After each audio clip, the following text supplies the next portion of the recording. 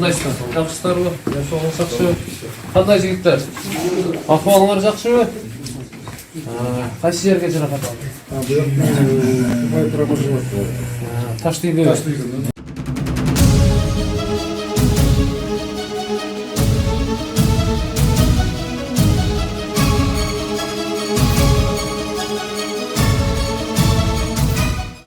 Бүгін Кыргыз-Тажик чегарасындагы жаңжалдан улам 6 адам жаракат алды. Бул тууралуу Турмуш басылмасынын аймактык кабарчысы маалымдады. Дарыгерлердин маалыматына караганда, ок жаңылган бир аскер адамына операция жасалды, абалы туруктуу.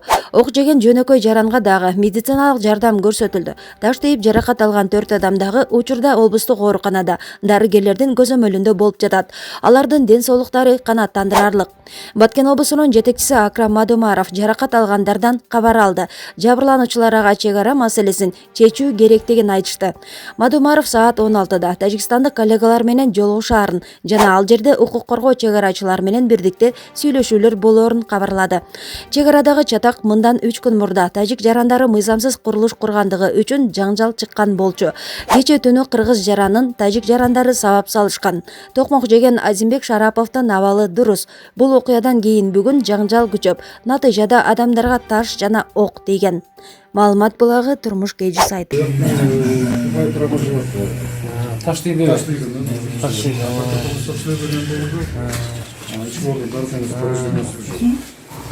Аскер кызматы. Аскер военнослужащий. Я Кайсы жерге болду? Наркотичный болду. за операцию был наркозный. Наркоздобу. Пробуждение был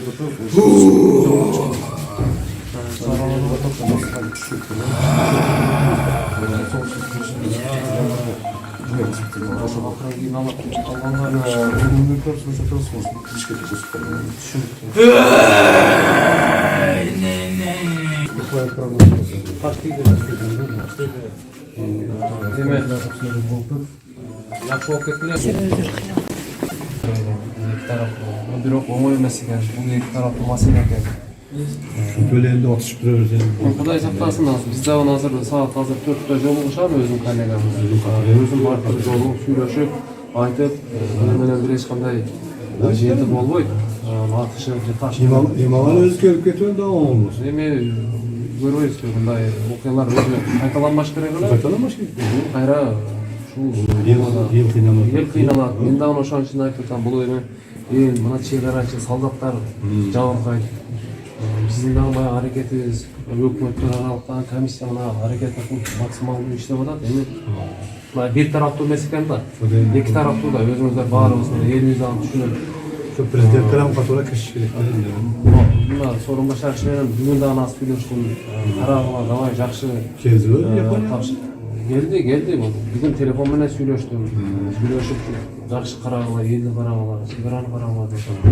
Буюрса жакшы болсун, сабыр кылып. Балдар берен о бебешерен жетпейт. Жок, ал ансыз болбойт. Буну баары керек.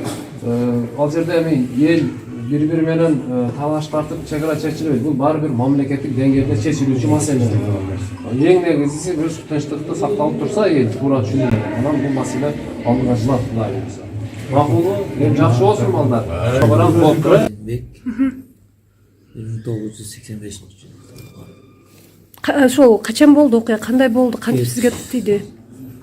950-терде үйдөн чыккан. 950-терде чыгып, ошол эле кыргыздардын жолунан эле кетип аткан. Ошол жерден тажиктер мектеби бар, тажиктардын. Бияк кыргыз, бияк тажикте ошол жерде кыргыздардын жолу бар. Ошол жерден эле мектептен ашып өтүп 7-8 тасы уруп жигити эсим ооган билем да, эсим ооган. Анан көзүм ачсам сүдүрөп кетип аттылар. Тажиктерби? Тажиктер. Сүдүрөп барып бир жерге барып үстүмө чапанды жабып алып, бетиме бирдекен жабып алып. Ошолдан барып Оюттан биректи калтактаган военныйлар келди окшойт, кеп калды окшойт да, бирок военныйлар кеп калган. Мен өзүнчө сүйлөшүп, мен телефонумду алып текшерип, бир бала сен военныйда иштейсиң деген суроолорду берип, мындай суроолорду. Анан военныйлер ошол военныйларды тажиктар менен граждан тажиктар менен сүйлөшүбүз деп. Мен тажикча сүйлөштү, түшүнбөдүм.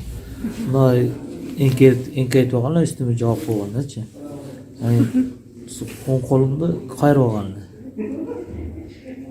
Секин соң кол менен түйүп калып. Секин ачтым да, ачсам 25-30 жакты тажиктар. Бир сизди туруп алган. Жок, ояк бакта гүл Жыйылганда, сүйлөштүлөр да. Ошентип анан баягы берги суроо берип, военный телефонго жазды, запись кылды, убирбада кылды. Жазуу, сени кое берем деп анан жолго чыгайык деди. Анан жолго чыгып мен үстүмө бирөө жаап алган, көрбөйм жолду. Ээрчитип анан арыктан мындай чукур экен, ошол жерге түшкөнүмдө üstüm açılıp ketти, көрүп калдым. Военный экен ошондо. Шапка кийип алыптыр. Ошентип анан жол жакка чыксак, бир машинанын үйүнө чыкты, мен эшиктим да. Анан мени аркага карап сүдүрөп калды келген жагыма. Карасам кыргыздар машинасы өткөн окшойт да, жолдон, центральный жолдон. Анан айландырып анан башка жактан биздин мазар бар, мазардын жанында жол бар да. Ошол жактан чыгарып биздин больницага 6 бетап түштү. Анын ичинен 2 гражданский и 4 военнослужащий, сотрудниктер, военнослужащий. Азыркы маалда алардын общий состояниясы туруктуу, удовлетворительный. Бардыгына биринчи медициналык жардам көрсөтүлгөн. Аларга ок тийгенби ошондо? Кандай эмеде келишти? Состояниясы кандай экен? Кандай келди?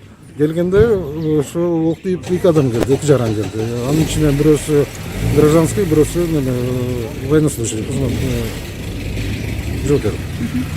Азыр олорго күнү тең бирөөнө операция кылынды. Кайсы жерине тийген экен ошол операция болгон? Бул жерде операция лопаточная область болгон, правый лопаточная область ок тийген бирөөсүнүкү. А берки жарандыкы, гражданскийдики сквозная пулевое ранение левой кисти. Ошондо күнү тең жардам көрсөтүлдү. Азыркы состояниясы удовлетворительный, жакшы.